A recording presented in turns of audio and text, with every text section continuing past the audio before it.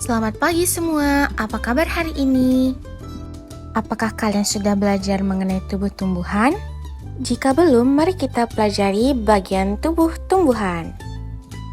Simak percakapan berikut ini ya teman-teman. Kamu suka sayuran gak? Suka banget. Sayur, buah manis, dan asam. Pokoknya aku suka semua yang dari tumbuhan. Aku pernah baca, katanya tumbuhan juga menghasilkan udara untuk kita bernapas loh. Makanan pokok seperti nasi, sayur, singkong juga berasal dari tumbuhan loh. Wow, berarti kalau gitu tumbuhan penting sekali ya buat kita. Dari percakapan tersebut dapat kita simpulkan bahwa tumbuhan berperan sebagai sumber makanan bagi manusia dan hewan. Juga berperan penting dalam ketersediaan udara yang kita hirup untuk bernapas. Bisa dibilang, tumbuhan sangat penting keberadaannya di bumi. Bagaimana bisa? Yuk kita pelajari semua hal tentang tumbuhan pada bab ini. Seperti manusia yang mempunyai tangan dan kaki, tumbuhan juga memiliki anggota tubuhnya. Setiap anggota tubuh memiliki fungsinya masing-masing yang bertujuan untuk memenuhi kebutuhan tumbuhan untuk bertahan hidup, seperti akar yang berfungsi untuk menyerap air dan tanah. Lalu, apa saja bagian tubuh tumbuhan beserta fungsinya? Berikut adalah bagian-bagian tumbuhan. Silahkan diperhatikan. Jadi, bagian tubuh tumbuhan memiliki beberapa bagian. Yang pertama adalah akar. Lalu yang kedua ada bagian batang. Lalu yang ketiga ada bagian buah. Yang keempat ada bagian daun. Yang kelima ada bagian bunga.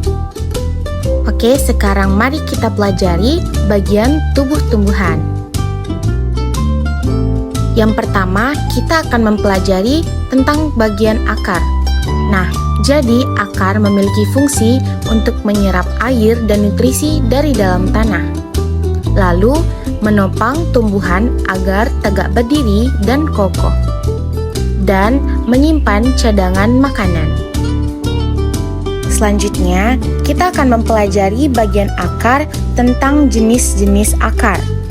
Jadi, di bagian akar itu memiliki dua jenis, yaitu akar tunggang dan akar serabut.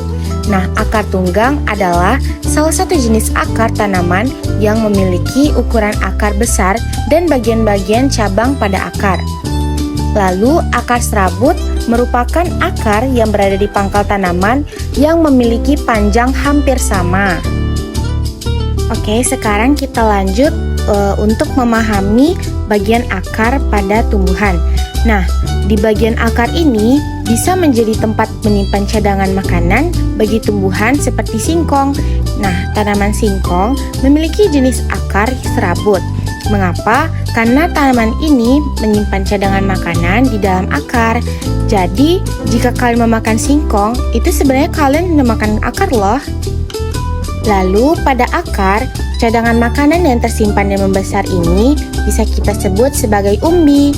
Lalu contoh dari umbi akar yaitu wortel dan singkong. Oke, kita lanjut untuk membahas tubuh tumbuhan bagian batang.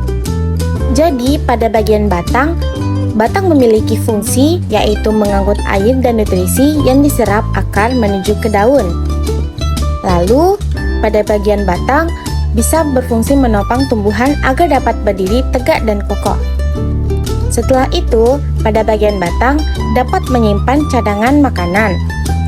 Lalu, dapat mengangkut hasil fotosintesis dari daun ke seluruh tubuh. Selanjutnya, bagian tubuh tumbuhan yang akan kita pelajari adalah bagian daun. Nah, bagian daun berfungsi tempat terjadinya proses fotosintesis. Sebelumnya, kita akan belajar apa itu fotosintesis. Jadi, fotosintesis merupakan proses memasak makanan sendiri pada tumbuhan untuk membantu proses pertumbuhan dan perkembangan pada tumbuhan. Oke, kita lanjut pada fungsi daun, yaitu menyimpan cadangan air dan makanan. Nah, pada bagian tubuh tumbuhan di daun, tahu nggak sih kalian bahwa tulang daun memiliki beberapa susunan? Jadi, pada daun memiliki beberapa susunan tulang daun Yang pertama yaitu adalah daun menyirip. Yang kedua ada daun menjari. Dan yang ketiga ada daun melengkung. Serta yang keempat ada daun sejajar. Jadi itulah tadi penjelasan tentang bagian daun. Lalu kita akan lanjut pada bagian bunga. Jadi bunga itu adalah berfungsi sebagai tempat perkembangbiakan tumbuhan.